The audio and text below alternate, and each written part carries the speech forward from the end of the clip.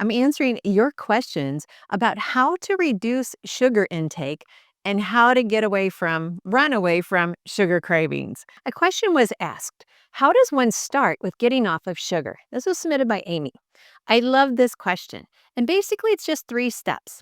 First, decide and make a commitment that you really want to do this. When the mental struggle is settled, the journey is so much more enjoyable. Number 2, plan your meals without any added sugar. You can enjoy fruit raw. You can have whole grains without processed spreads. Just avoid all sweets. And number 3, write out the advantages. When you make this commitment, write out the advantages to doing this. Would you enjoy better balanced hormones? Would you enjoy treating your body as a temple? What about just having less inflammation or less mental fatigue or having less anxiety? Well, those are all of the advantages for doing this. And then, as you have made your decision, you've made a commitment, you've planned your meals, you've allowed yourself to have advantages, writing out all your advantages and all your credits. Those are the 3 steps. So each morning when you wake up, your brain is waiting to be directed. And so when you recognize that today's going to be an amen day, and I'm going to so enjoy the foods that God has created that are not incentivized with sugar. In other words, they're not an sensitization to my body because of all the added sugars. And so just imagine as you go through this, it's going to take at least 7 days to overcome this addiction. Now, remember our 3 principles. Number 1, eat the foods that God called good for you. That includes raw fruits. That includes honey. And scripture even says, too much honey, you may vomit. And so that tells us there is a limit to how much sugar we can have at one time. Principle number 2 is eat the foods as close to the way God designed it. Okay, well, let me just tell you, there's a lot of foods that are not anywhere near close to God's design, yet we consume them on a daily basis. Well, they elevate our insulin, they cause glucose issues, they cause addictive behavior. They're just lab experiments. And that brings us to principle number 3, don't let any food become an addiction. Well, sugar is designed in a lab in processed foods to be addictive. It's the whole purpose of the food industry is to get you addicted to their foods. Everyone has a limited budget to spend on food, so all of the different food manufacturers are vying for that dollar. They want your dollar or they want your dollar. And if they can get you addicted to their foods, either by the commercials on TV or the internet, and then once you've eaten it, you're like, oh, I really like this, and I'll have some more, they get that dollar. So be conservative with your dollars. Choose wisely. So let me just go back over this. It could take 7 days to break that addiction. And the 7 days may not be as blissful as you want, but if you start with the mindset, I am ready to give my body over and let it be a temple of the Holy Spirit, and make a commitment. Number 2, plan your meals. And number 3, write down all of the advantages and the credits for doing this. Now, if you don't already have my book, Hunger Satisfied Journal, this totally simplifies the process. I highly recommend this. It is a journal where you can plan and you can get your advantages in print, and then you can record your credits every day. His mercies are new every morning, and every morning you have new neurons that are waiting to be directed. So direct them to the advantages that you're looking to see. Forget the struggle. Once you break that bondage, you're going to enjoy calmer days, and you're going to enjoy just understanding God's love even more. Struggling with cravings, fatigue, or confusion about your health? You're not alone. But you don't have to stay stuck.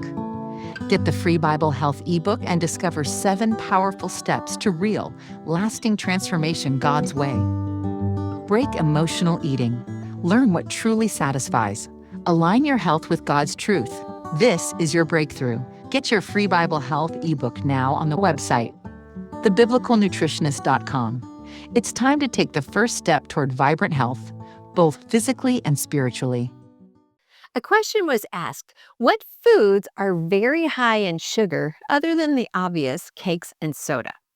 This is submitted by Mary.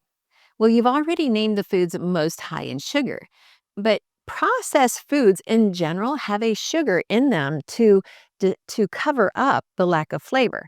Even your breads, processed breads, if you buy them in the store or in the restaurant, and even your cereals. Cereals should not be labeled a breakfast food, they should be labeled a dessert. And if you couple cereals with Pop Tarts, you now have the highest level of sugars in any food. So be careful about processed foods, whether it's breads, deli meat, cereals, or Pop Tarts. Those are just some of them are disguised as high sugar, and others of those are obvious. And so going through the cereal aisle, it's like, yeah, this is just 100% sugar. And so think about those choices when you go to shop. A question was submitted and it said, I had a question about sugars in the ingredients, such as balsamic vinegars or sugars in salad dressings. Do we need to make our own salad dressing? Do we need to avoid balsamic vinegars? Thank you for educating us in healthy eating, submitted by Rose. Beautiful name, Rose, and thank you for asking this question. So, balsamic vinegars can be a healthy food. And so, just check the label and make sure you find some with the least amount of sugars. Yet, your other question is, should we make our own? Definitely. That way you control the ingredients. You also control the cost. And as you know, food costs have just been escalated beyond what we ever dreamed would happen. We've all doubled our expenses on food. And yet, we still need to take ownership of our food. And anytime you make your own salad dressing, you control what goes in it. You also control waste because you can make as little or as much as you need. Therefore, you don't have any need to throw it away. So, control the cost, control the sugar, control your health. Thanks for asking. A question states, do you believe sugar substitutes are okay? I know sugar is in so much stuff and it has different names. I've tried to give it up, but someone said fruits are just as bad. This was submitted by Antoinette. Well, remember the three principles. Number one, eat the foods God called good. Well, the fruits that God created start in Genesis and they go all the way through to Revelation 22. And so God created fruits. They have fiber, they have phytonutrients, they have antioxidants, and that negates the fructose that's in the fruit. And so many people who are trying to regain their health, yes, they'll eat 2, 3, 4 fruits a day and do very well because of the phytonutrients that God put in the food. So number one, the principle number one is eat the foods God called good for us. And anytime someone on the internet, such as a YouTuber like myself, suggests otherwise, I go back to that number one principle. Like, wait a minute, what they're teaching is against what the principles are in God's word.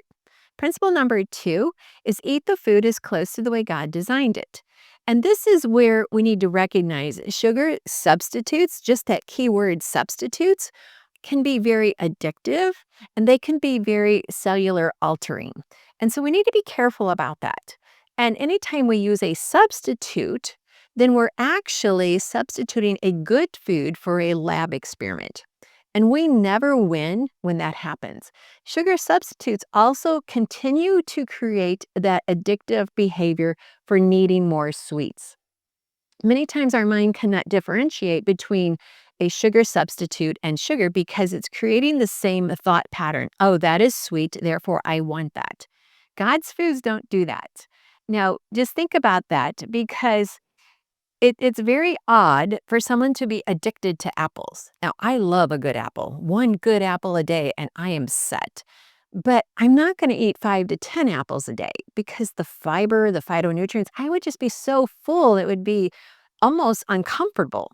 But I could take the same amount of sugar from those 5 to 10 apples, put it in a candy bar, and then eat more than that in 1 hour. And so recognize that even if a product has a sugar substitute and they lower the calories and the sugar grams, you're still getting the stimulating effect. I've even seen people who go off of stevia. Now, stevia is a natural herb, but many of the stevia packets are very little stevia and more other ingredients. People who go off of stevia, they also stop their sugar cravings. And so recognize sugar substitutes, anytime the last name is substitute, it's not going to be good for you. It's an altered food. It's trying to imitate. And remember who is the father of imitations, and that's Satan. He wants to create everything to take the place of what God has given us. And what God has given us is good.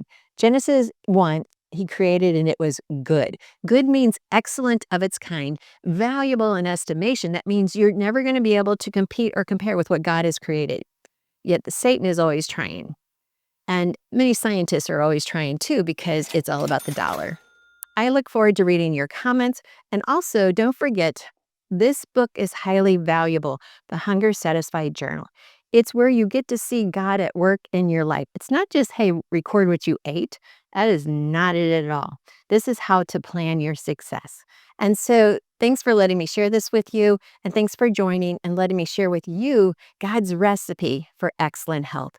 Always includes how much God loves you. And I want you to be confident in understanding that love and what it means in your life personally, because He's the one true God. He's the Alpha and Omega, which means He's from the beginning to the end.